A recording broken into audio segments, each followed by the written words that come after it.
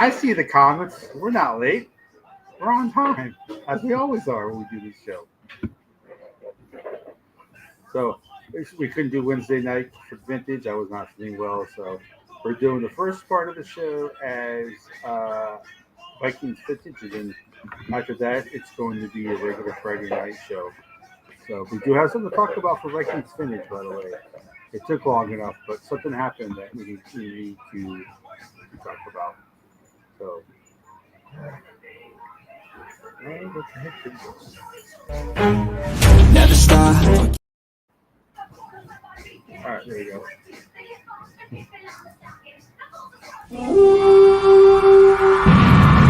Score Vikings, let's win this game. Score Vikings, honor in the name. Go get that first down, then get a touchdown. Rock 'em, sock 'em, fight, fight, fight, fight. Go Vikings, run out the score. You'll hear us yell for more. V-I-K-I-N-G-S. Score Vikings, let's go.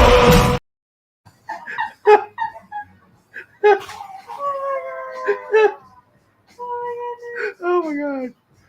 Oh. What's going on over there?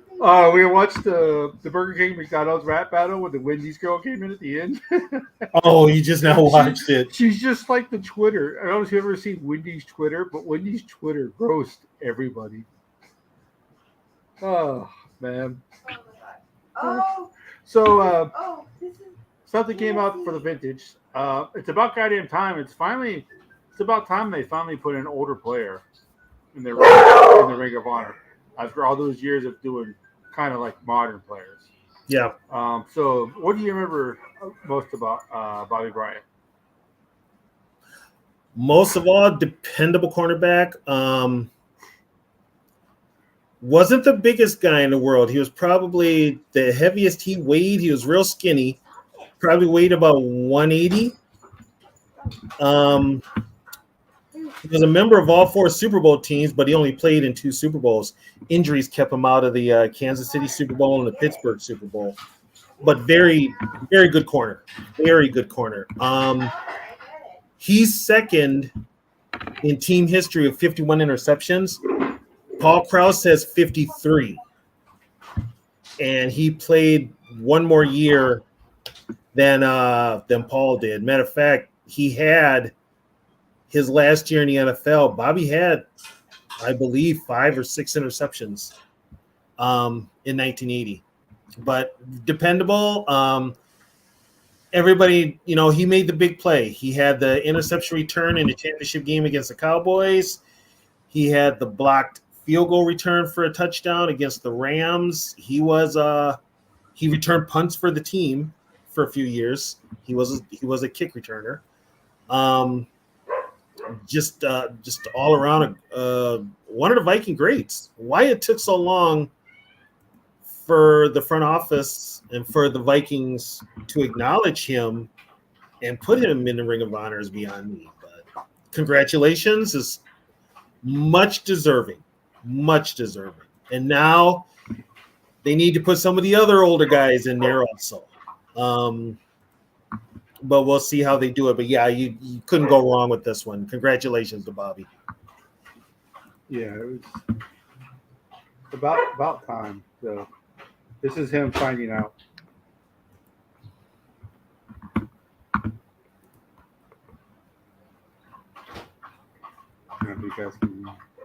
Captures it all, my roommate. And right cornerback was Bobby Bryant, 170 pounds of true grit. I had the good fortune to share a lot of great times with Bobby. The plays that I remember most are the occasional block kick. And the next thing you know, Bobby's in the end zone with a touchdown. But I was honored and privileged to have spent so much time with Bobby and to share roommate opportunities. I want to say thank you for being who you are and being the friend that you are. Thank you, Alan. It was pretty easy being a defensive back for the Minnesota Vikings with Alan and Jim Marshall and Carl Eller and Gary Larson and Doug Sutherland. I was very fortunate, Alan. You were a great roommate, and you took good care of me, and I appreciate that. Brand, I see you still got a halo over your head. Of all the players I played with, you're the unsung hero. You made more great plays than anybody I've ever played with. Bryant always seemed to be making the big play for the Vikings. You were the difference. You were as great a player as we had on our team, and we had great players.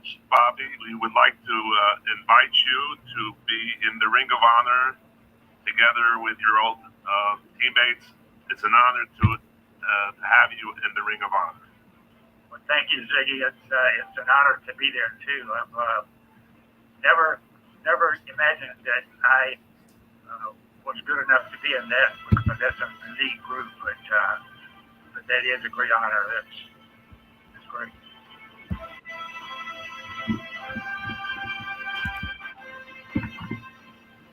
That was pretty sweet. You know who's not in there is Gary Larson. How do you not put Gary Larson in there?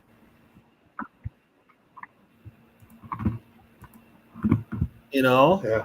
there's still some old guys that they got to put in there. Unfortunately, there's some old guys that deserve to be in there that are no longer with us. So, Yeah. you know, you gotta,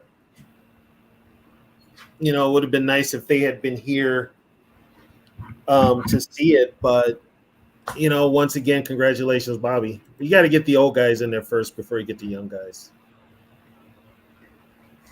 Yeah, because I think if this is Harrison Smith's last year, I think he probably goes in next. He goes in right away, unfortunately. Yeah. Which, yeah.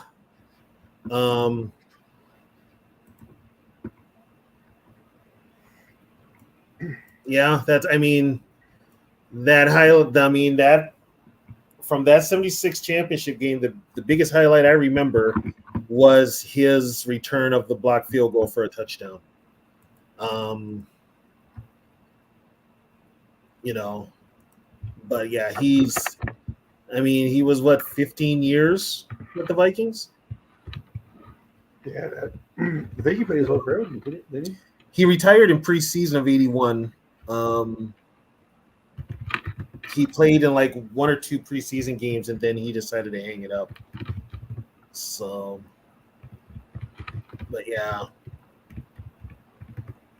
Well, you know, Skull's state of mind, we all get old. So, you know, if you're undefeated. Yeah, if you're lucky enough to get that old, count it as a blessing. But I mean, yeah, I mean, there's a lot of those. No, Davey, his last year was with the Vikings. He didn't play with the Rams. Ron Yuri played with the Rams in '82. He's also in the South Carolina Ring of Honor as well. Yeah, and he's in the South Carolina Ring of Honor. He was a baseball player too. It's pretty awesome that my two favorite teams, South Carolina and the same player. Mm-hmm. That's pretty cool. Yeah, I met him years ago. I got his autograph years ago. He's a good guy. So, but that makes the question: who should be next? You know. I got a feeling the next one is either going to be. Is Chad Greenway in there? I do not know. I don't think if he's not in there, it's either going to be Chad Greenway. They're going to make it a modern Viking. So I'm thinking Chad Greenway or Kyle Rudolph. No. Oh, get off me! No! So I'm thinking either them two. I mean, still you got older guys that could go in there. You got Gary Larson, Keith Millard, Jeff Seaman, Dave Osborne, Carl Lee. You know, there's some guys that could go in there still. Tim Irwin. You know. According to Tommy Kramer, says AC was special. He's definitely is deserving. Fred McCombs was all set to put me in. I was told that Chris Carter wanted to go in right away. They asked if I could wait till next year. I agreed. Red sold the team, and I wasn't chosen the next year, which is okay. I'm happy for everyone. So I basically, believe that. Tommy Kramer was supposed to be put in a long time ago. He should have been. Tommy Kramer, he got strong armed by Chris Carter. Which is I'm not another reason surprised. why, yeah. I am not surprised. And he, being the guy he is, he went with it. Yeah. Then McCombs sold the team out of the blue. Yeah. He also, now this is another thing McCombs did. McCombs promised Carl Eller and Paul Krause he was going to retire their numbers. Once the current players were done wearing them, he was going to retire the numbers. And he never did. So the rest of that tweet is, which is okay. I'm happy for everyone. Would still like to see Millard, Hank Thomas, and Carl Lee recognized. And then Paul Rouse, Patrick Rouse said, still no Anthony Carter, which is ridiculous for his honorary Rashad as a Viking. He compared the numbers, and of course, they weren't close. But they played in different areas, But yeah, Anthony Carter should definitely be next one in. Anthony Carter should be in there. Yeah. He should be in there. If you're going to put Steve Jordan in there, you need to put Anthony Carter in there. Yeah. Yeah, so I definitely should be the next ones in there. To be Anthony Carter, Millard. Probably, you're right though. I wonder, is Chad Greenway a part of it? I wouldn't be shocked if it's Greenway or Rudolph because they were part of Ziggy when Ziggy bought the team.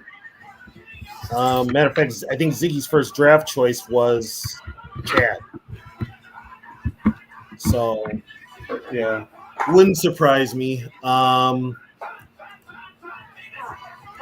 So Bryant is joining the following players in the Vikings Ring of Honor: Frank Tarkington, okay, who should be, mm-hmm. Alan Page, yes, Jim Finks, yes, Bud Grant, yes, Paul Krause, no issue so far, Frank Zimbrelli, still no issue, Jim Marshall, Ron Yeri, Corey Stringer, McTinklehoff, Carl Eller, Bill Brown, Jerry Burns, Randy McDaniel, Chuck Foreman, John Randall, and Scott Studwell. And then, of course, Chris Carter. So, no Greenway, no Rudolph, no AC, no Millard. Dolan's in there, right? Chris, no. Fran Tarkington, Alan Page, Finks, Grant, Krause, Zamberletti, Marshall, Yeri, Stringer, Tingelhoff, Eller, Carter, Brown, Burns, McDaniel, Foreman, Randall, and Studwell. Dolan's not in there? Yeah. Wow.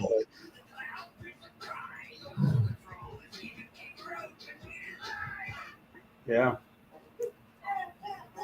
Well, he was with two other teams and came back to the Vikings, too. Yeah, but Jerry Browner played for another team. And he's in, Yeah, but Browner didn't make 6 games with the Buccaneers. That's true. But Dolman played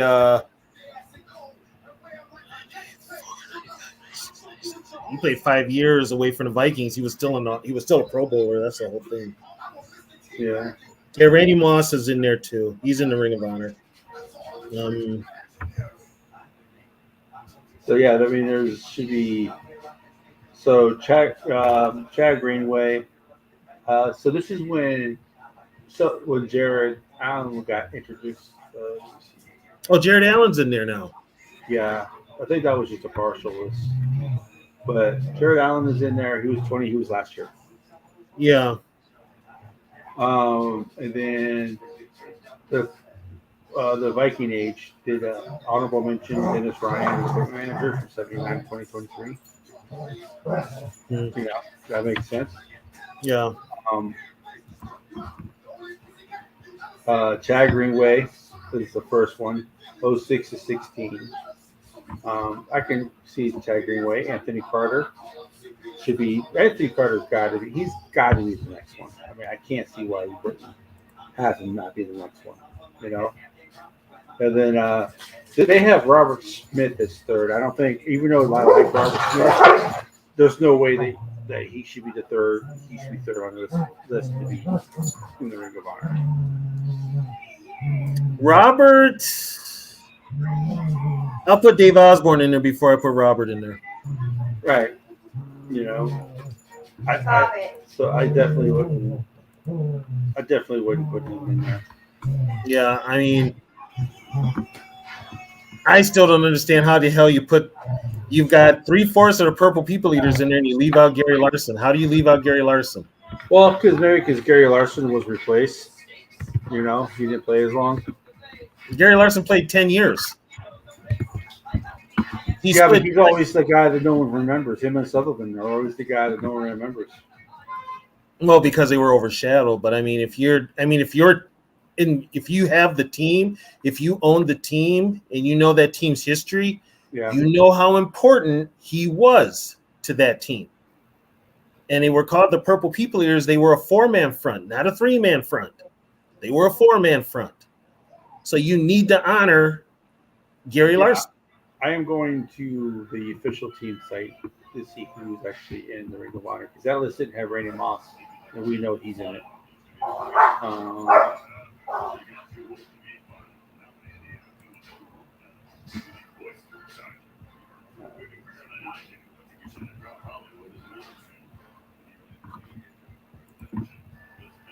Showed it.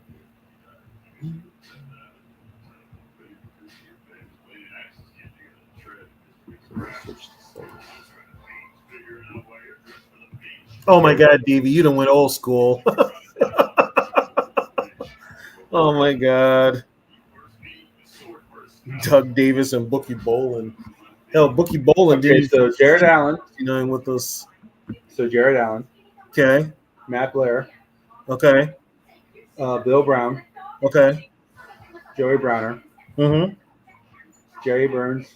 Mm-hmm. Chris Carter. Chris Dolman. Okay, Dolman is in. Dennis Green. Okay. Carl Eller. Okay. Jim Finks. Chuck Foreman. Bud Grant. Steve Jordan. Paul Krause. Jim Marshall. McDaniel. Randy Moss. Page. Randall. Stringer. Studwell. Ahmad Rashad. Fran Tarkington. Tinglehoff. Kevin Williams. Ron Yeri. And Frank Zamberletti. Kevin Williams, Ron Yeri, and Fred Zamberletti? Mm-hmm. So they put Kevin Williams in there before Gary Larson? Seems that way. And before Keith Millard? Yeah. And Henry Thomas?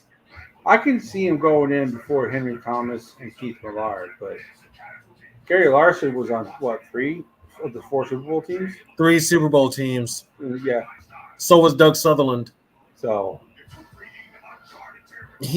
and Gary Larson is Viking history.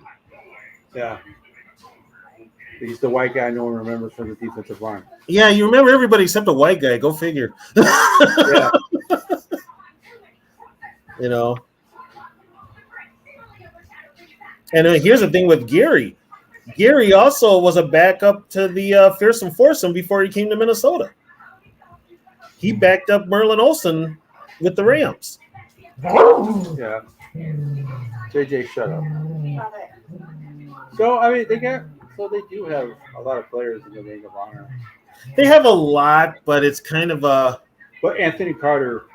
So, Anthony Carter should be in there, but I get a feeling Greenway's probably next. Rudolph is probably next, or Kyle, or Hunter. If Harrison Smith retires, he might go straight in. So, I think one of those 3 are the next one to go in. Who was the third one you said? No. Harrison Smith. No. Chad Wingway. No. English is my language. Chad Greenway or Kyle Rudolph. I think one of those three. Yeah, it'll be one of those three. It will be the next one. It'll be one of those three. Yeah, if Harrison Smith retires, it might be him. But Kyle Rudolph. Fred Cox isn't in the Ring of Honor, is he? No. The man invents his Nerf football, and he's not even in the Ring of Honor. Go figure. Yeah, because they have it alphabetical, and it goes Burns to Carter to Bowman. Well, and here's the thing with Chris Carter. Chris Carter strong-armed his way into that damn Ring I mean, of Honor. like, he could at least waited a year because He could have waited. Tommy He could Kramer have should friggin' be. waited. Tommy Kramer should be in here. And then people wonder why I don't like Chris Carter. That's the reason for shit like that. Yeah.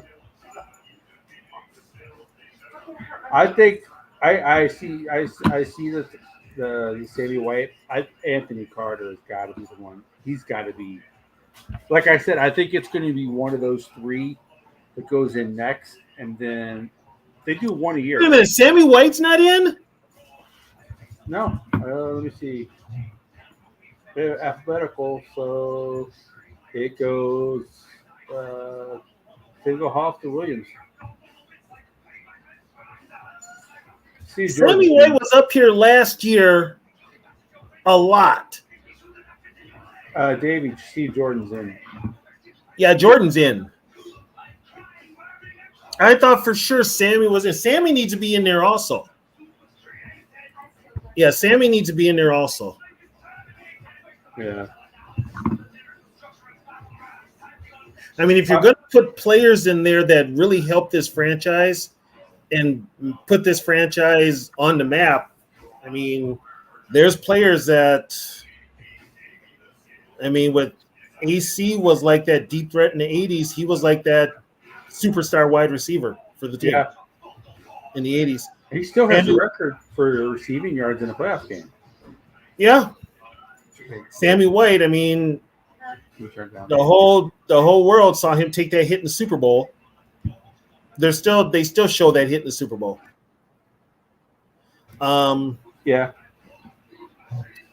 You know, it's you just kind of wish now that there was somebody that really knew Viking history there. The real historian was Fred Zamberletti, but he's gone. You know what they need to do though? Is they need to hire a committee. I don't know if they do or not, if they have one. But they should do like a committee, like they do for the Pro Football Hall of Fame. They should get like a group of people together. All the guys who are already in the ring, get all those guys in a room, get old Vikings in the room, you know, get season ticket holders who've been season ticket holders since like the 60s, and say and have talk it out like, hey, who should be in the Ring of Honor next? You know, this guy. Well, why is it this guy? And why, you know, as opposed to just, I think it's just who's making the decisions now. You know, I'm glad. Don't get me wrong. I love the fact that Bobby Bryant got in. It shouldn't have took Bryant this long, though. Yeah, I mean, 44 years after he retired. I mean, he retired in '81. Yeah, that was my freshman year of high school. Yeah, I mean, come on.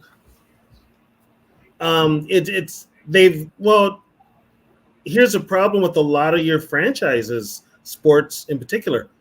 They've got people running the franchise that don't know anything about the sport. They come from the business world. They don't know the history. They don't know anything about it. They just know how to treat it like a business. Or you have people like Zoe before '98 didn't exist. Oh yeah, before '98 there was nothing before the year they were born. Put it that way. The year they became interested.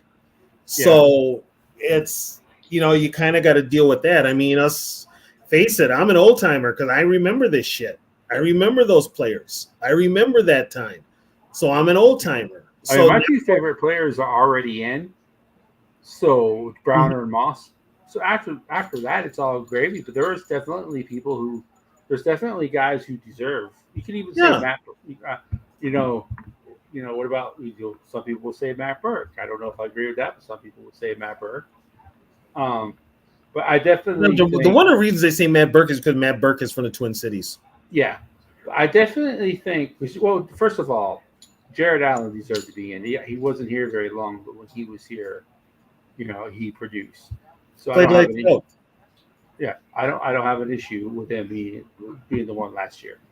So now they got Bobby Bryant. So we need more old guys from that period to be in the Ring of Honor. You know, if they want, maybe they could. I mean, maybe it'll be watered down. I don't know, but maybe they need to do 2 a year until they get caught up with people. I thought they did 2 a year. You know, so you know, I mean, the numbers of the old guys is slowly dwindling. yeah, with being alive. Yeah, it's the numbers are getting smaller and smaller. That's just, that's just part of life. Of all the great front fours that played in the NFL, the Purple People Eaters from that era are the only ones left. They've only lost Doug Sutherland, but they're all still with us. You've got to honor these guys. You've got to honor them. They help put this franchise on the map. And here's the thing, like Davey says, and Davey will agree with me. The Wilfs bought the team, but they don't know shit about the team. They really I guarantee that if they owned the Giants, well, they grew up. Let's say someone like I don't know. Mark Bavaro was not in the Ring of Honor. Well, Bavaro would be in there when they would be in there, or a guy from the 60s or 70s who. Yeah, they would put, but they were also season ticket holders for the Giants. Yeah, they were Giants fans. They bought the Vikings because guess what? They're real estate people, and how could they make their money up here? Real estate with a stadium, with a practice facility. They knew what they were doing when they bought the team. Yeah, they just had to bide their time, and now they're multi-billionaires. Yeah, but they don't. The fact they own the stadium too also makes it. Yeah, but they don't know jack shit about the team history. They don't know anything. They make it look like they do by the Ring of Honor. They don't know a damn thing about this team. And half people working in that front office don't know anything about this team either, history-wise. It does make you wonder who actually is the one making the decisions for the Ring of Honor. Well, they used to talk to Bud. Now, you know what? That's a good question. I'm going to have to ask my guy. But what about Winter? What about Winter? What do you think? Max Winter was kind of important. Max Winter was very important. So why, that's another name you could put up for, But he's considered the owner. So why they haven't? Oh, he's not in the Ring of Honor either, is he? No. Huh. Yeah, like I said, it goes. Williams is the first W. So it goes Tinkelhoff to Williams to Yeri. Wow. Oh yeah. Okay. How about Ed White? Put Ed White in there. I still want Ed White in there. Is Zimmerman in? Zimmerman's not in there, is he? No. Well, he had a falling out with the Vikings. He actually went into the Hall of Fame as a Bronco. Yeah. So, but you don't have hell. If you're going to put Matt Burke in there, you put Tim Irwin in there before Matt Burke. He played 15 years at right tackle. Never missed a game. Yeah. Matter of fact, it went from Ron Yeri to Tim Irwin. You got Helen. What's his name? Hillenberger. Here. Hilgenberg. Hildenberg. I always call him Hildenberg. I don't know why. You got Hilgenberg, Roy Winston, Jeff Seaman, Gary Larson, Doug Sutherland. You've got Nate Wright, Carl Lee. That's what Tommy Kramer said. Carl Lee. Yeah. You've got Sammy. You've got AC. Dave Osborne. Robert. You can put Robert in there, but he doesn't need to go in there now. Both rights. They can go together. I wouldn't put Jeff in there. Yeah, I just I wouldn't put Nate would be the. Okay, Hutchinson. No, Hutchinson to me was a Seahawk. I would not put Steve Hutchinson in the Ring of Honor because to me he was a Seahawk. And I think of him more as a Seahawk. I think he went in as a Seahawk. He didn't go in as a Viking. When Jared Allen goes in, is he going? I think Jared's going in as a Viking, isn't he? if he ever gets in. Yeah, I think he's going in as a Viking. Hell, Alan Page almost went in as a Bear. He did. He almost went in as a Bear. Yeah. He went in. If he went in as both. Is that possible? No, Hutchinson. Yeah, Hutchinson only played 4 or 5 years with the Seahawks. I think he plays 6 with us. Well, maybe I don't know. Maybe that's why some people. Maybe that's why people consider him a Viking. But he did win a Super Bowl with the Seahawks, though, didn't he? He went to the Super Bowl with the Seahawks. Yeah. So the year after, but here's the funny part: the year after they went to the Super Bowl, they lost to the Steelers. He became a free agent. Yeah. And the poison pill. The Vikings were the ones that. The Vikings were the first ones to use that whole poison pill thing to put in contracts.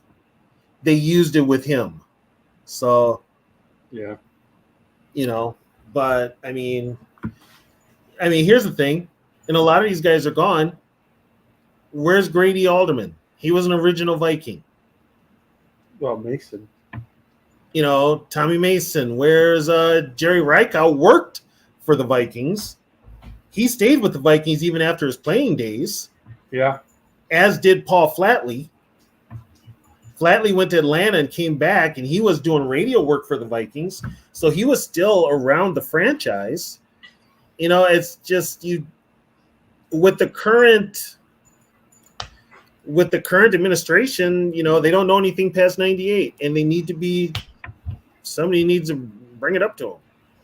I definitely think, like I was saying earlier, I definitely think one of the three I mentioned is going in next year. Yeah, I mean, I think of those three, Kyle Rudolph should be the last, but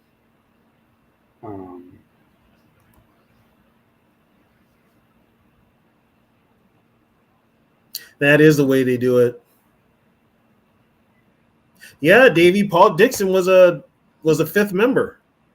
And then when he left, Bob Lertzema became the fifth member. And Dixon was a starter for years. Dixon actually played both tackle spots, but I believe Dixon lost his starting spot to Alan Page. But yeah, I mean, I think with a lot of the current sports people nowadays, especially if you're going to work in pro sports, you got to know your history. A lot of them don't know it, Oh yeah, you got people who do Vikings content who don't know the history of nothing before '98. And it's but I understand. I mean, maybe it's just different generations, but it seems like the younger generations don't care about anything that happened before they were born, which is awful because history repeats itself and they keep it from repeating. You have to know. And everything is borrowed from history. You want proof of that? Just listen to today's music. I hear more sampling out of today's artists than I ever did back in the day. And everything is from years ago. It's also movies too. They're recycling old movies. Just watch the damn original. Yeah, like Red Dawn. They remade Red Dawn. Horrible compared. And that tells you something right there. There's no originality, or what they consider original has already been done. Yeah. But they think they're younger and they do it better because of CGI and what have you. Yeah. Well, they're remaking Twisters too.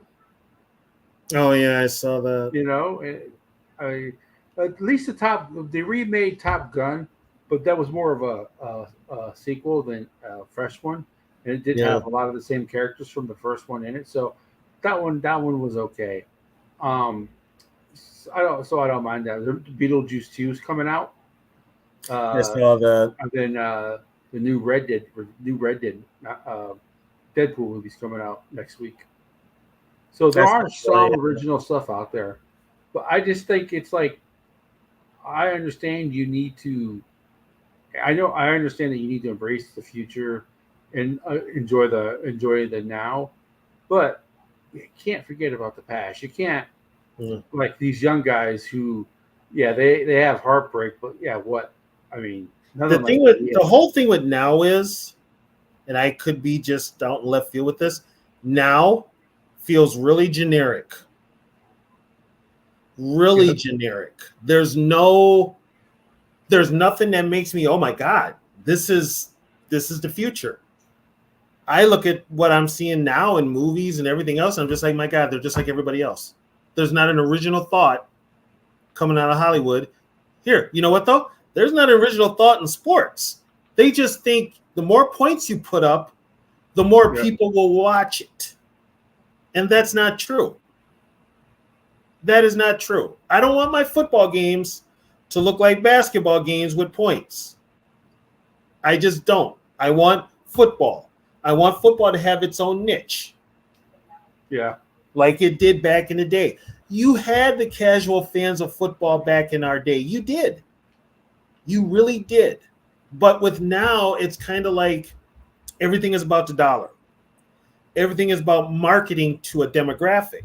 Yeah. Is where they make their money, which I understand. But you can't. I like like baseball. I totally get. You still got the old school baseball people where it could take 15 minutes in between pitches and stuff like that. I get why they got rid of that. And to be honest with you, I didn't think I would enjoy it at first. I really like watching baseball now. The game moves so much faster. It's really enjoyable. By the way, Joe Mauer goes into the Hall of Fame, I think, sometime this week. Yeah, he's in Congrats, Joe. He's St. Paul kid. Hey, I got my twin shirt on. His mom went to my old high school, St. Paul Central. Is that are they the ones that own Mauer Chevrolet, or is that a different family? Yes, them, yeah. Oh, okay. But it's like, so I kind of get you have to change or you die. I get that. But at the same time, you can't totally forget about your history. But see, here's what I don't like about baseball. Baseball had its niche. It had its niche. Okay, yeah. The thing that killed baseball was the strikes. 94 That's what killed baseball. Really killed. Yeah. Baseball was almost at its high when 94 hit with the strike. Yep. And then what killed 94 though wasn't necessarily the strike. It was not what happened in the World Series. Yeah, you didn't have a postseason. Think about that year. Tony Gwynn was hitting 396. Mm-hmm. He would have probably almost. I don't know if he would have got 400, but he would have got pretty damn close. The Montreal Expos had the best record, the best team that year. Yep. There was a pitch. The guy who was won the Cy Young was having a phenomenal year. Can you imagine that year the Expos went in the World Series? Mm-hmm. And Tony Gwynn went hitting 400. It hasn't been done since Ted Williams. Stuff like that is stuff that you need to, it's the one thing about baseball is that the only thing that's really different is they used to play 154 games. Now they play 162. So I played 162 my whole lifetime. Right. So I guess to the records, if you hit 60 home runs in 154 games, if someone takes longer than 154, so that was baseball. But baseball has pretty much been the same since the 1800s. So the thing that ruined baseball was steroids. Yeah. That ruined baseball. And then the fact that baseball was losing viewership, they were losing participants and everything else. Baseball kind of was like, this game's got to move faster. We've got to get more people interested. We've got to get more runs. We've got to do this. We got to do that. We got to make the game quicker. Here's the thing with this generation. Their attention span sucks. Yeah. Oh, I see it at work. Yeah, their attention span is garbage. If it doesn't hit them right in their face at the moment, they have no interest in it. You know, that's why the NFL has got this whole let's put up as many points as we can. Basketball, my God, nobody plays defense in basketball. The NBA is unwatchable right now. I can't watch the NBA. I can't. I'm to the point where I can't watch football. You're not going to let the defensive guys play defense? So they're just going to be a prop for offensive highlights and offensive players to put up these god-awful numbers. You know? What up, Eric? Davey, I have a short attention span too, but that's as I got older because I can't deal with bullshit. You know, I just, when it comes to sports though, that's got my attention. But like certain movies I have to really be into to watch. I can't watch friggin' certain things because they just annoy the hell out of me. Okay, can we mute T-Bass? Can we really? You're gonna come in here with that type of bullshit, T-Bass? That needs to get your ass muted right there. Oh, here's the latest on Kirk Cousins. Don't be surprised if Kirk in ATL could be a one and done. He could be a one and done. 1 year and done. That'd be. So where would he go? Who cares? He can sit on his ass and get paid. Well, we got JJ say he ain't coming back here. And No. By the way, what did you and I tell? We told people relax, don't worry about JJ's contract. Oh yeah, he'd get it done. The Vikings always do this. Yeah. The Vikings will always sign people at the start of training camp, which is what, next week? Yeah, the 25th. So, yeah. Yeah, it starts the 25th. So the only Dallas Turner's next. So can we mute Bob too? I mean, my God, every week. Bobby tripped on a shoelace, okay? There. There was a gopher hole. Yeah. Well, they've made football to the point now where everything is it's just pass oriented. They don't run the ball no more. It's almost like you're watching an arcade game. Yeah, it's almost like Madden come to life. About 6 years ago, because I've had NFL Sunday Ticket for a while. Mm-hmm. So about 6 years ago, when the Vikings weren't playing, I would still watch most of the games, you know, and I would flip back and forth between the games to watch the games. But now when the Vikings aren't playing, I just watch the Red Zone channel. It's like, you know, I do that a lot too. It's like, because you see the same thing, you know. Well, and here's the thing, because I got a streaming device where I can have up to four games going at one time. I'll put on the Red Zone and the Viking game, and that's it. Yeah. And depending on how the Vikings are doing, I'll turn off the Viking game and just leave it on the Red Zone. It's just kind of like, especially if the team is playing like garbage. You know? Yeah. Well, yeah, with T-Bass, he's got that guaranteed money. So this year, next year, guaranteed for him, so he's going to make money. But, I mean, if it falls apart in Atlanta, he's as good as gone. So, What about Culpepper Oh, Dante? for the ring? You know what? I'm on the fence about it because he didn't have that many years. Yeah. I'm on the fence about it. I'd put Tommy Kramer in there before Dante. Yeah, I'd put Tommy Kramer in there before Dante. Hell, I'd put Joe Cap in there. Joe Cap took you to a Super Bowl. You know?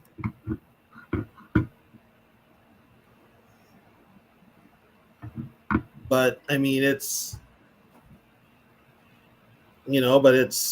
as far as this generation of Viking fans go, the greatest quarterback they've seen with the Vikings is Kirk Cousins. You know? the longest is Kirk. Unfortunately, and it's like, he didn't do anything for us. He literally didn't. Yeah.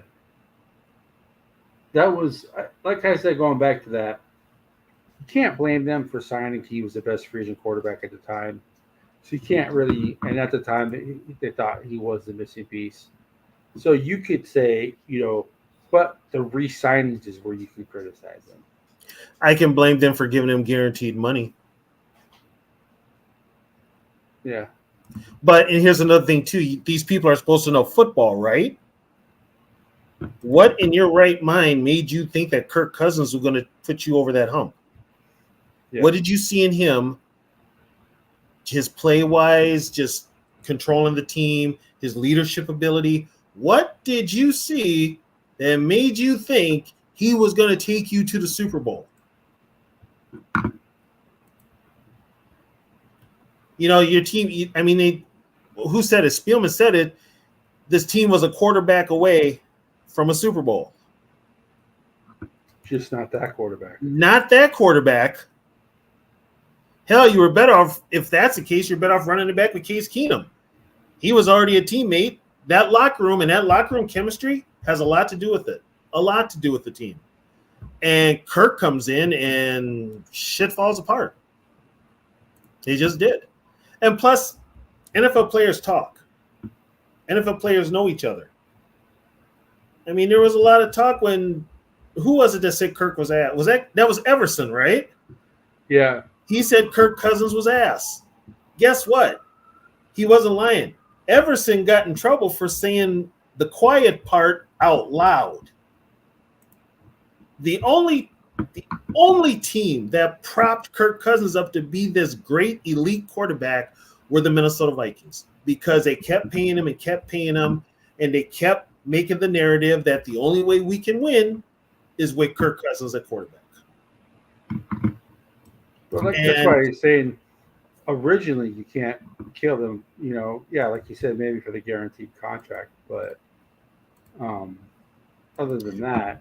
Here's the thing. When you cleaned house with Spielman and Zimmer, you should have cleaned house with Kirk Cousins too. You should have. But in reality, what you did was, now, to be technically honest, you kind of put KOC in a hole, because guess what? He had that 13-4 year. He's got to live up to that now. And he's going to have a hard time doing it.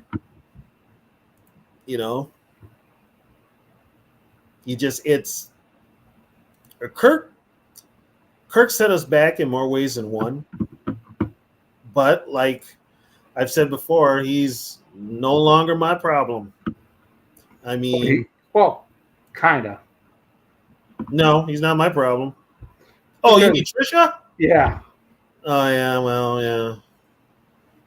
You know how that works. I know, dear. Yes, dear. I know. I told you he sucked. Yeah. That type of thing. But yeah, with them talking about him being one and done down there, it doesn't surprise me. Does not surprise me. And then you have to, and it's come out too, well, then why did Arthur Blank sign him?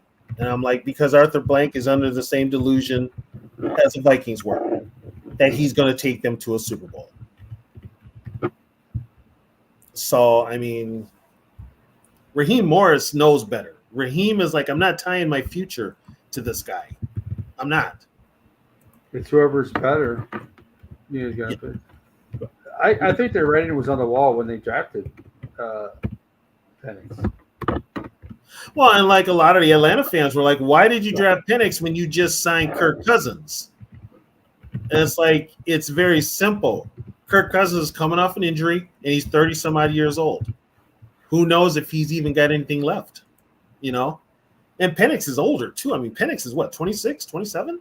Yeah, he was the oldest quarterback coming out. Yeah, so, Penix ain't got a lot of time, technically, and he's had injuries. So that's even more so. But, yeah, if you're Raheem Morris and the GM, you got to win now, and you got to make a point now. There should be that same urgency with the Vikings. But it's almost like this year they're taking this year as like a pass. I'm like, that's the wrong kind of approach. You're gonna win. You got to win. You got to win now, no matter what year it is, no matter what. The name of the game is winning. And everybody's like, well, they get a free pass this year. You should never get a free pass.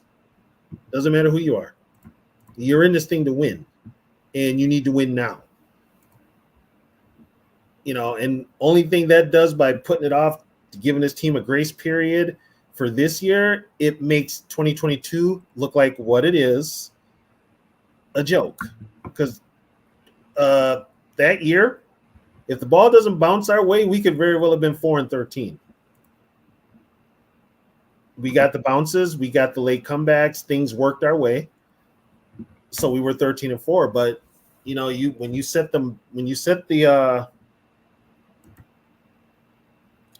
standard that high and you're a first-year coach, and then you drop to 7-10 the next year, regardless of what happens, puts a spotlight on you. And that spotlight should still be on them. But I don't think with KOC the hot seat is probably 2025. I think he gets a pass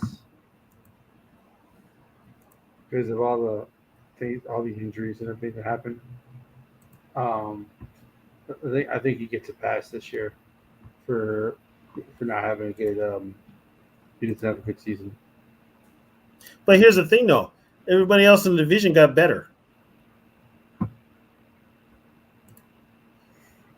So I mean, you really want to do that? Give them a pass this year? Bullshit. When everybody else got better. I mean, if you're going to do that, then why even bother with cheering for this team? He should get no passes, especially when you're in the third year of a 4-year contract. And in your first year, you made the playoffs. You won 13 games. You don't get a pass. Surprisingly. Yeah, it was that was probably the most fraudulent 13-win team I've ever seen. Yeah. Because I remember, we were all defending it, about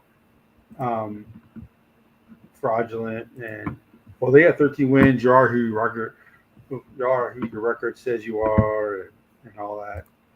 But I guess it turned out to, And then you lose to the Giants in the playoffs. Yeah. Lose the Giants in the playoffs. And then as a head coach, you don't take your defensive coordinator to task. You let him call the same damn defense over and over and over. You as a head coach needed to step up and be like, okay, you know what? You need to make some changes on the defense right now. He didn't do that. So as a head coach, it's your team. You coach the whole team, not just one side of the ball. And if Donatel wasn't pushing his weight with the defense, you get somebody else to do it. Hell, you got Mike Pettin. He's called the defense in Green Bay. He's the assistant head coach. What else does he do? But you stayed with Donatel. And staying with Donatel cost you a playoff game. So I remember that Donatel coming up for that playoffs. Oh, you're going to see something you've never seen before. Well, you were right. We did. Yeah, he was right about that. My God. Yeah. Yeah, he was right. He was right. So we got questions. I still say they could win 10 games this year. I'm a little more optimistic because it is not, well, mainly because Kirk's gone, but I'm just a little more optimistic. But they've got to, like T-Bass says, they got to run the damn ball. Run the ball, take the pressure off your young quarterback, and take the pressure off that defense, which is young, to have to make plays. Yeah, the defense. They went from one of the oldest teams to one of the. But you're going to have growing pains. You're going to have growing pains, but you've also got a front office that they kind of got little agendas of their own.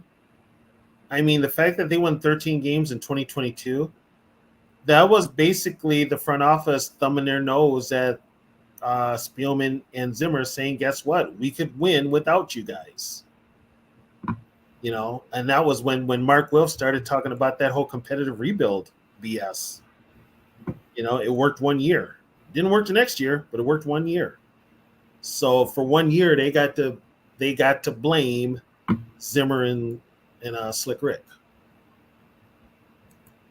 You know, but it wasn't sustainable, and they knew it.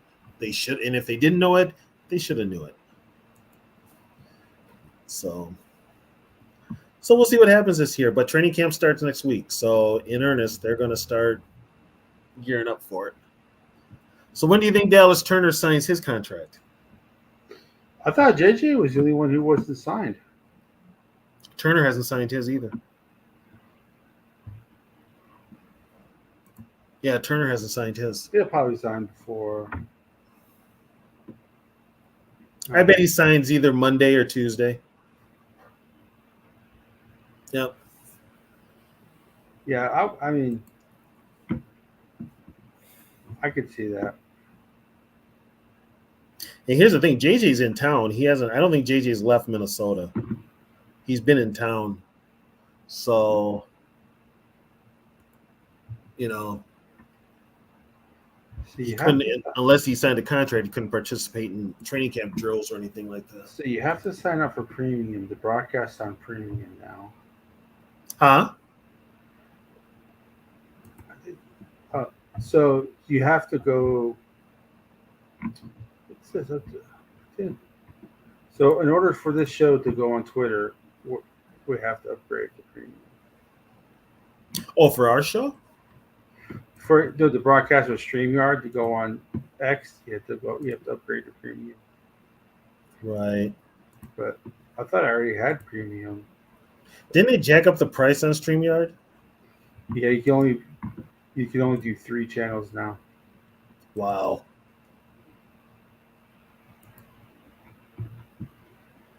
So you could do like I'm doing my channel, you're doing Yogi's channel, and I usually do my Twitter, but I can't go about it. It says a premium account, but I have premium, so I don't know what's going on. So, but yeah, so that was our review of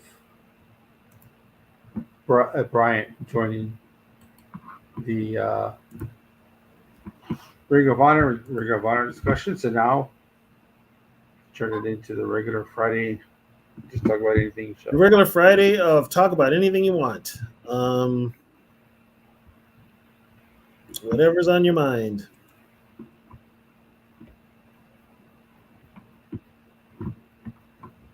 Trust me, it's been one of those weeks for me where it's just like there's nothing on my mind. So that Willie Nelson song does not apply. Mm-hmm. Yeah, it's been very quiet. It's nothing major. Same old, same old. Summer in Minneapolis. Yep, summer in Minneapolis.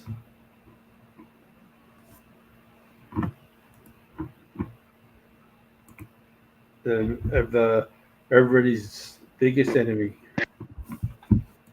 Hi guys. Oh, I know that voice. Hey, I'm for Fred Cox for the Ring of Honor. Was he the kicker in the first Super Bowl? He's a kicker in all the Super Bowls. So he's a four. I think he's well deserving to be in it. I really do. Yeah, he was in all 4 teams. I think he should be one of the top of the list guys. I really do. He should have been, just for the fact that he invented the Nerf football. He was reliable for a kicker of that era. He was very reliable. Yeah, I think he should be right up there. So I gotta go to sleep here pretty soon. soon because I got to get up and work tomorrow, and you all have late. So, what's your guys' thoughts on Addison? I'm letting it play out. For what I'm hearing, he wasn't even charged with anything. Well, yeah. this reminds me but- of the Mike Budenholzer thing, the Hawks, when he was the head coach of the Hawks. He was pulled over for a DUI. Because the thing about the DUI thing is that it's better to just not take any tests. Right. Just wait for the results because no one ever passes those tests.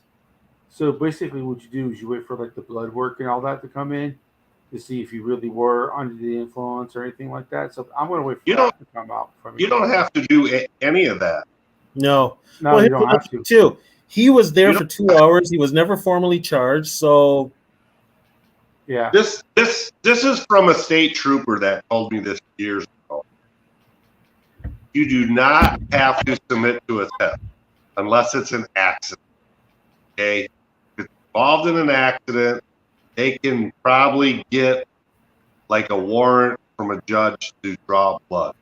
You don't have to blow. You don't have to do any tests.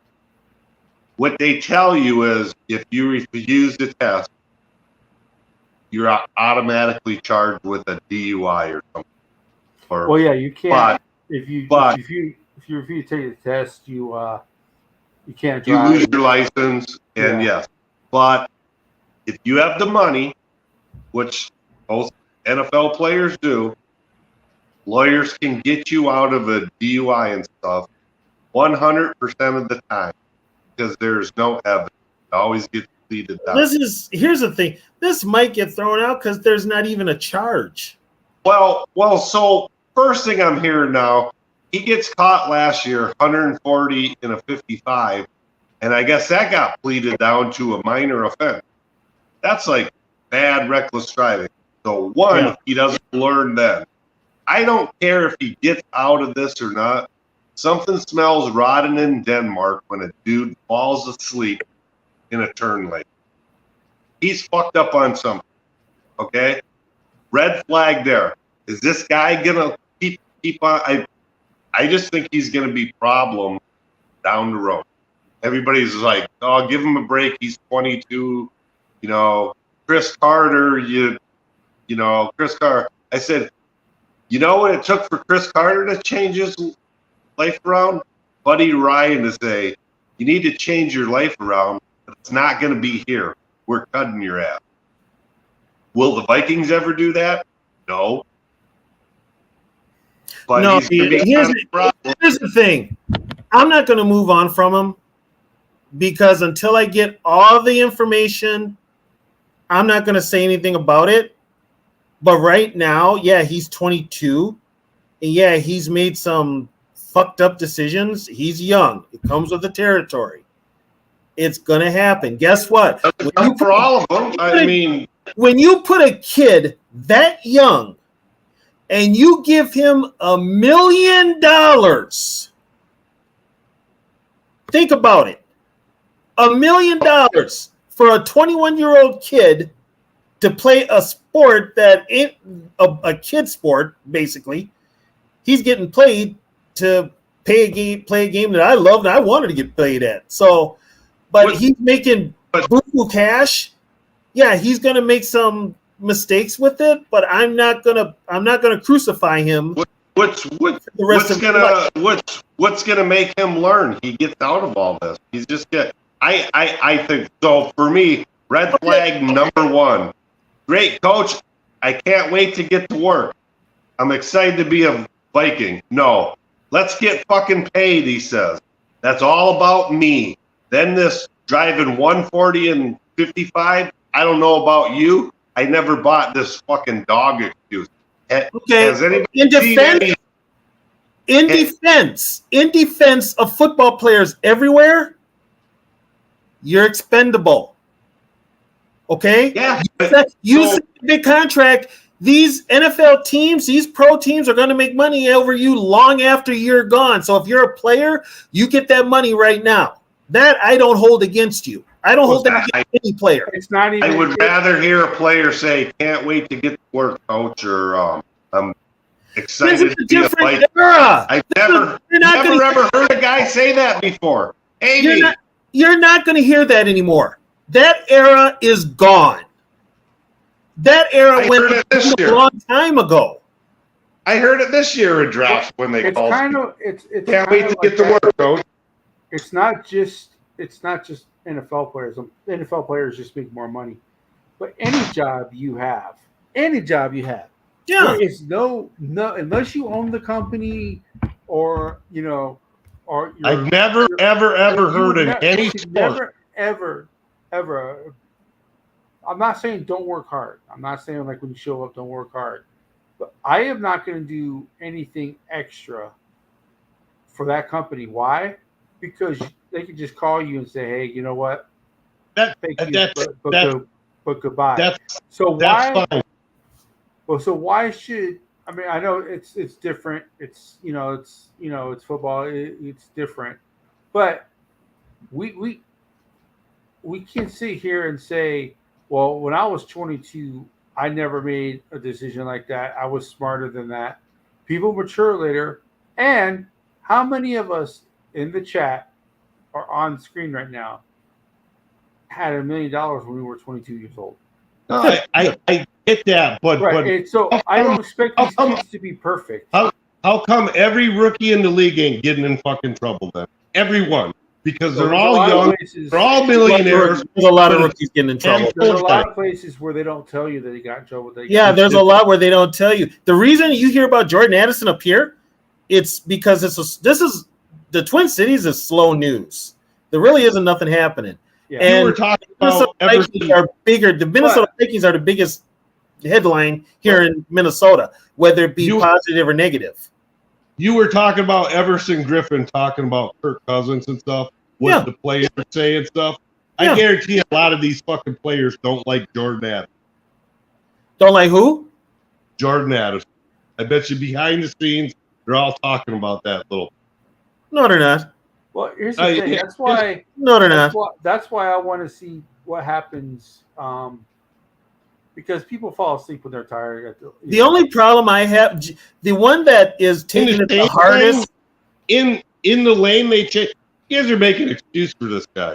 First of all, here's the thing, T-Bass. It happened in California. Here's another thing with California. Cannabis is legal. So yeah, but driving fucked up, isn't it? He wasn't driving. He was parked. In the change lane. He was in a lane. He was parked on the side of the road, off the side. Here's the thing.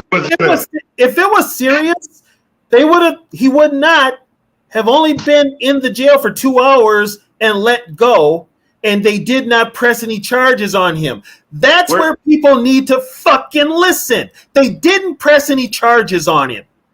There were no charges pressed. They let him go after 2 hours. We don't know what the test said because obviously he didn't take a test. And if he didn't take a test, well, we don't know. We don't know if he was driving under the influence of alcohol or cannabis or whatever. Pain pills. We don't know. Right. That's why I want to wait to see all the evidence comes out before I say, let's get rid of him. But the article I read said it was in a changing lane, a turn lane, not on the side of the road. He was pulled over. He was on the side of the road sleeping. I read an article that said he was in the turn lane. He was not in a turn lane. Well, that's a little different then. He was not. Okay, here's the thing. And this is just common sense, people. Use your head with this one. Common sense. If you get pulled over for a DUI, especially if you're drunk, your ass is not getting out of that jail 2 hours after they bring you in there. Nope, they wait for your ass to sober up. You are there until either you see a judge or your ass sobers up. Or until your lawyer comes and gets you and they will turn you over to it doesn't even matter. With drunk driving, depending on the state you're in, you're fucked. And they treat drunk driving worse than they treat if you're on cannabis or fentanyl or any other thing. I had a friend get arrested for drunk driving. He went back to the police station and he said, I'll blow, but I want my lawyer present. They were like, okay, call your lawyer. The lawyer asked my friend, are you really, really drunk? He's like, no, I probably, right around. Said, okay. The lawyer told the cops, I'll be there. I'm on my way. The lawyer waited 3 fucking hours to get there. Then my friend fucking blew. He was under the limit. If they, and I don't mean, know. there's so many ways to get out of this. Well, every state is different too, and that's the whole thing. Every state is different. That's what we got to look at. This didn't happen in Minnesota. This happened in California. California is more lax than Minnesota, especially now with cannabis. And cannabis is legal in California. He could have been on cannabis. He could have been high. He could have been on cannabis. So we That's don't what I know. think he was. So I'm just saying. now here's where the problem comes in for the team and for the NFL. Night, Mom. They're going to make an example out of him. The Vikings want to. The reason the Vikings want to make the example is because he gave them negative pub. The Vikings are all about positive pub now. And there's no charges, they can't do anything to him. They can't, but they will to make a point. But it gets sticky. The players' union will go after him. The players' union will go after him, and the team could get sued. That's an even bigger black eye. That's negative pub that this team doesn't want. Yeah, the players' union won't stand up for just suspending a guy for no reason. My biggest issue with today, just in general, is part of the whole instant gratification thing. Meaning, we see a 10-second clip of something that happened, right? Well, let's just say someone being shot by the police or someone getting arrested by the police, getting beat and all that, and they only show the 10 seconds of the really bad stuff that the cops were doing. Well, comes out later that that person who did this, and this up to that point, and people still focus on that first 10 seconds of the video that they saw. Never mind the facts. I saw this video, 10 seconds video, and I'm just gonna assume I am just gonna make all these statements. This 10 seconds is what really happened, and I'm gonna stand by it. So I think that happens too much in society now. Whatever happened, what is it? A lie will travel 2 times around the planet before the time the truth has a chance to catch up, or something like that. Mm-hmm. The truth, people should always wait for the truth nowadays. I wait every situation. I don't care what it is. I always wait. Okay, a week later, what happened with what's the true facts of the case? We don't, until we really know. We don't know. You just can't say this is exactly what happened with this situation. I'm just saying. It's saying that he was arrested for suspicion of DUI. Suspicion of DUI. That he was not arrested for DUI. He was arrested for suspicion, which means the cop has no clue if he. For me, the phone call when he got drafted, the speeding, and then this, and it just I there's think no excuse for speed. Nothing but he's going to be constantly into do. Yeah, I agree with the speeding, but because that happened. And here's the thing with that whole speeding thing, I know for a fact the NFL was looking into that big time. They investigated it and everything. Yeah. And we don't know what they said. I asked my guy, what did they come up with? And he's like, they're not making it public. Well, the thing is from what I read, that 140 and a 55 got plea bargained way down to just like a normal speed. So the NFL don't do anything about it. Because if you know Minnesota and you know that stretch of the highway, I used to live by that stretch of highway. I used to gun it all the time. There's a stretch of highway on 94 where people gun it all the time. He got popped. I bet you if you would have got hit with a 140 and a 55, you wouldn't have just got a normal. Well, first of all, I didn't have a car that could hit 140. But it happens a lot, though. Yeah.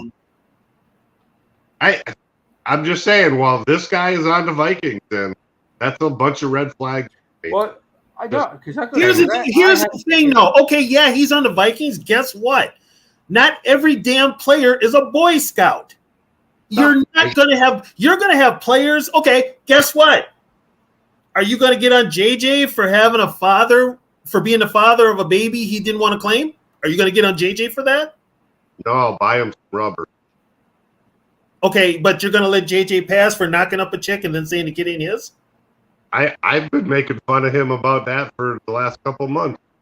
You know, it's like, so you can't. I mean, it's like you can't pick and choose. It's not just Addison either. Bud Grant used to call the police and say, "Hey, my guys are leaving," and they Bud Grant at the end of training camp every year. Jim Marshall, who owned every gun known to man, used to stand in a parking lot shooting off all his guns. That was the signal of the end of training camp. And Bud would call the state troopers and tell them, listen, my guys are leaving. The training camp is over. They're heading towards the cities. Those are the guys that are speeding. They had a heads up. I just don't see this guy being a team player. I know I'm on the other side of the fence from. Okay, T-Bass, if you knew stuff about those great Viking players that I know, it would change the model completely. We don't know everything about Addison that the players might know. He might be doing this all the time. And like I said, the thing is, everybody's saying, oh, he's 22. He's got to learn. But he's getting away with it always. Every time he's getting away with it. He's not learning shit because getting away with it. Is he going to be a Henry Ruggs down the road? I hope not. He's not going to be. Here's the thing. He's not going to be a head case. He's going to, I mean, like I said, he's got money up the wazoo that he doesn't know what to do with. That's one thing.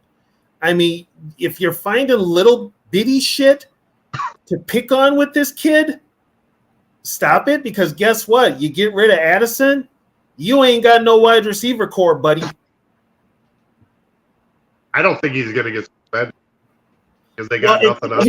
They don't have anything on him, and the fact that they don't have anything on him, that's going to make it hard for the Vikings to even suspend him, because guess what? You do some shit like that, he'll drag it out in court, and the players' union will drag it out, and guess what that is? Negative publicity. It all comes back to publicity with this football team. That's all it is. Everybody's saying, wait and see what they have nothing on him. The LA police have nothing on him. Because I'm sure he knows what he's doing, and he refused all the tests. If they had something, he would have been charged. Yeah, he refused all the tests. And we don't even know if he refused all the tests. Yeah. I mean, you to go, if you're going to sit in a cop shop for 2 hours and they're just going to let you go, they must not have had something in the first place. I'm sure they towed his Rolls Royce, but they probably had nothing on him in the first damn place. So, here Viking fans are blowing it out of proportion. My God. They held him for 2 hours to get the drug test, the blood work done. Is that what the 2 hours was for? It might have been. It takes a while to get blood work done. Well, it's California too, so everybody's different.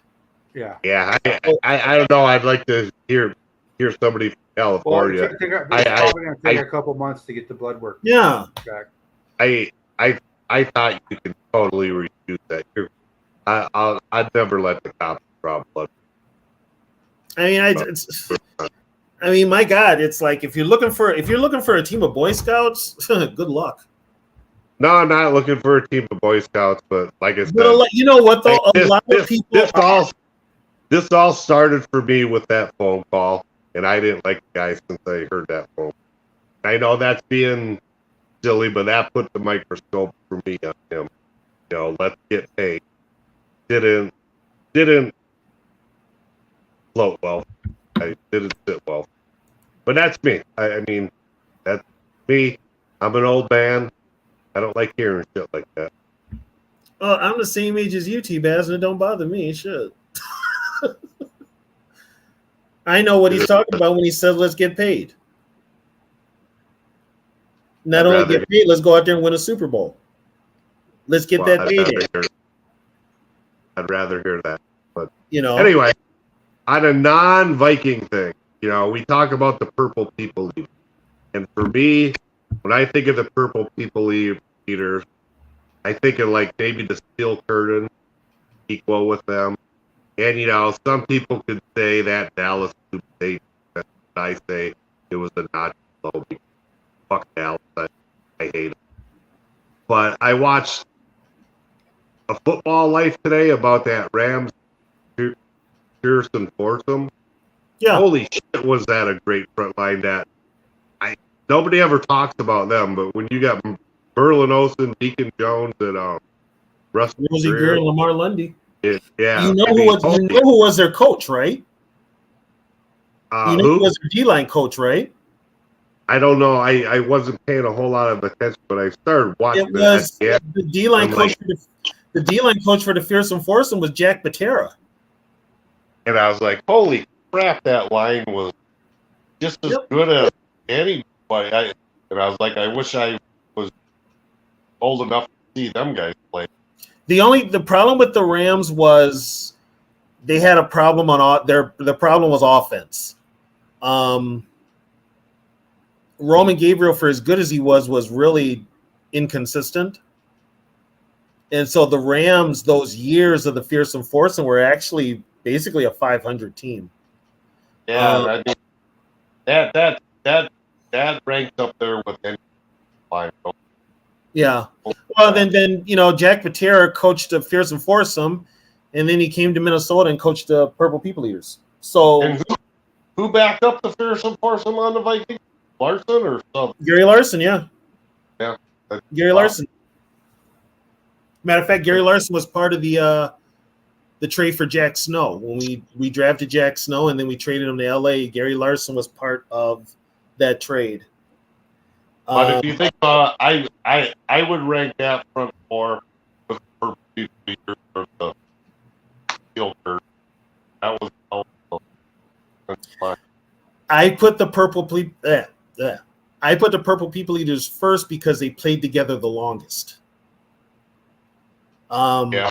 The Steel Curtain, talent-wise, though, probably a year too long. Yeah. But talent-wise, if you say you have a line with Rosie Greer, Deacon Jones, or Merlin Olsen, that's pretty damn. Yeah, and Rosie would have still played it, but he tore his Achilles, and back then the medicine was even getting back from a torn Achilles. That was the end of your career, and he was 315. I think they're all Hall of Famers, right? The only ones in the Hall of Fame are Deacon and Merlin. Oh, Rosie isn't? No, Rosie's not. Oh, okay. Matter of fact, Rosie retired, and he went right on TV. He was on Daniel Boone. I thought Rosie was in the Hall of Fame, so I was like, wow. He's not in the Hall of Fame. Yeah, Hall of Fame. How many Steelers are in the Hall of Fame? Too many. From that front four, just Joe Green. LC or Greenwood is it? No, LC should be in there, and he's not. But Lambert and Ham, Blunt. Is Donnie Shell's in there? Yeah. How about Dallas's line? Randy White. Randy White. Too Tall Jones in it, or nope? Too Tall Jones is not. Harvey Martin's not. And then from the first Doomsday, it's just Bob Lilly. Just Bob Lilly. There's only I hated the Cowboys, but Randy White was hard not to like. The hell of a. That was a damn good defense. Even as much as I hated the Cowboys, I had to give that defensive line credit. I loved Harvey Martin. I thought Harvey Martin was a hell of a defensive lineman. He was another one who stayed coked up. That's why I said you talk about these players, you get on them about what they did. Hell, you had players in the 70s and 80s going on the field high as a goddamn kite. So maybe the Vikings defensive line was the best. I mean, they have Well, they only have guys in the Hall of Fame too. I keep on thinking Marshall's in the Hall of Fame. No, he needs to be. The fact Yeah. that he's not is a travesty. He needs to Well, be. Well, Bobby Bryant should be in the Hall of Fame. He's got numbers. He didn't. He made All Pro once. It took him 44 years to get to the Vikings Ring of Honor. Yeah, it took him 44 years to get in the. I know, but he's got what, 51 interceptions? Yeah, he's got 51. How many touchdowns, probably? Or I mean, he's got Hall of Fame numbers. You know, Better than a lot of these guys. Yeah, and and he played in an era of football where that era of football. Is it just me, or were there more interceptions back then than there are now? I think there was more. There was more interceptions. I think the quarterback play is much better nowadays. Well, now they don't, and plus now with quarterback play, I mean everything is like short timing, and get rid of the ball as soon as you got it. Well, I think a factor is in today's game, quarterbacks can stand back there and know that the split second the ball leaves their hands, they're not going to get hit. Those guys are getting hit 3-4 seconds after they threw the ball, so it makes you a little jumpier or fast. Yeah, you could actually play defense. Now I mean, it's just now you can't play defense. It's just a joke. I mean, when did they do the outside the pocket, you can throw it out of bounds? That never used to be theirs. They just put that in not too long ago. That wasn't there for the quarterback yesterday. It's a lot easier being a quarterback, and they're more talented. Yep. They're probably coming out of high school with more throwing experience. A lot of these guys. Well, now, even in high school now, you've got it to where they have quarterback clinics for high school kids. So, I mean, these kids are way above what our quarterbacks in school were like, even 10, 15 years ago. I mean, but I always say, these players of yesteryear, you give them the diet science, the weight science, medical science, they would be just as big, fast, strong. Well, now the problem with today, as far as to me, the problem with today is there's too much science. Sometimes some of these guys are just naturally gifted individuals. And now it's kind of like it's almost like test tube player. They're almost like test tube athletes. Some of these guys. Well, what I mean by QB play better nowadays is that's what all the quarterbacks do. It's all they do. They don't do anything else. They don't play any other positions. They don't play any other sports. And they don't work during their off season. They don't do. Yeah. They're playing quarterback all the time. They're playing quarterback all the time. Yep. So. But if you take some, I'm not saying like if you take a quarterback from like Y.A. Tittle. Like Y.A. Tittle will probably be just as good today, because that's all he would do was play quarterback. So I'm saying because of the way the quarterback play is nowadays, I think there's definitely less interceptions than what there was. I mean, even in the 60s, some of the quarterbacks were playing both ways. They were defensive back. They were the kicker, the punter, the quarterback. It's now a specialty, and it became a specialty sport years ago, but especially on offense, it's now quarterbacks are just that, and the rules have changed too to benefit the quarterbacks, because now your quarterback is your marquee player. Your quarterback is the face of your franchise. So when they set these schedules together, if you got a marquee matchup and one of that marquee is hurt, nobody's going to watch it. So that's another thing. So there's that famous story. Frank Gifford was a quarterback, right? No, he's a receiver. He's a receiver. He's kind of like a wingback receiver type of thing, He's kind of like a person type. like a The person Giants- Harvin, yeah. Giants quarterback, I think they were playing Eagle. Two big name quarterbacks. I forgot their name. The Well, Giants quarterback, They had Charlie Connolly too. the Giants quarterback punted the ball. The guy doing the punt return was the Eagles quarterback, and the Giants quarterback, You talking about Van Brocklin? the guy who made the tackle and knocked the Eagles quarterback out of the game. I mean, quarterbacks, that was probably, I think it was the Giants. But I mean, they did everything. They Yeah, were but the best.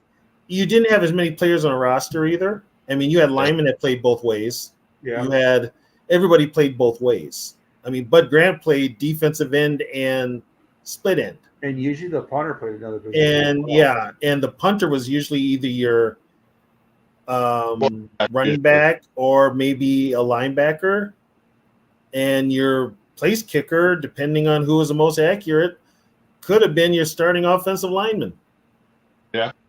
You know, A lot Lou of times Lou Gilza had the most points in the NFL history, and he was a tackle. Yeah. So, you know, that's just it's a different game now. It became specialized, which actually helped get more guys jobs. Doesn't make it, you know, it does help. But I mean, it's so scientific now, to where it's so scientific and analytic that they've kind of taken out the human element, if that makes sense. You think Flores is going to change things up a little bit since he's had these guys 2 years or so? If he's smart, he will. Well, he Wasn't has there more a stat- talent now than he had last year. What's that? He has more talent this year. Yeah, he's got better. Wasn't there a stat that the Vikings blitzed the most out of everybody? But they had Because they got no rush from their defensive line. but they got the least amount of quarterback pressure. They blitzed the most, got the that's a bad recipe when you're blitzing that. Yeah, but he also to Flores' credit, he did the best with what the Vikings got him, and the Vikings got him nothing. I'm just saying, you think he might? Hopefully he figured something out to get. He's got better talent. Like Ketch said, he's got better talent this year. Last year, I mean, put it this way: the Viking front office did him no favors, none whatsoever. They're gonna have to blitz up the middle, either Metellus, right up the middle. Well, Metellus is going to be your jack of all trades. He's going to play about 11 positions. He'll play about 10 of them. I wonder if he'll blitz as much. And he's got better. Well, we'll see, because I mean, they're going to be down. You blitz the most in the league, but got that can say a lot. You're leaving your defense back. Yeah, it's a young secondary too. So, hey, Catch, I got to cut this short, bro. I got to go too. I got to go to sleep, guys. Yep. See you guys later. Thanks for talking. Yeah. Appreciate you guys for coming on. I know it was kind of late. Like I said, I did the thumbnail late because I don't get off work until 7 now. So we appreciate. Now that season's starting, the training camp is starting. This Friday night thing might be coming more of a probably be weekly. Yeah, probably weekly along with our Vikings Vintage show. But we definitely were going to do a vintage talk about the Bobby Bryant on Wednesday. But there was, like y'all know, I had eye surgery a couple years ago. My eyes were really bothering me, so I really couldn't do anything. But we'll definitely be on Wednesday. We'll like any ideas, throw it in the chat. We haven't seen much lately, so but the Hall of Fame game is coming up. We can talk about that, stuff like that. So we'll talk about it Wednesday, and then of course again we're doing live broadcasts of the games this year again. I can't wait. I'm excited for the season to wait to see what the team can do with JJ and all that. So we'll see. But like I said, we really appreciate everybody joining the He Do every week, and it's awesome you guys join us. I really appreciate it. Have a good night, everybody.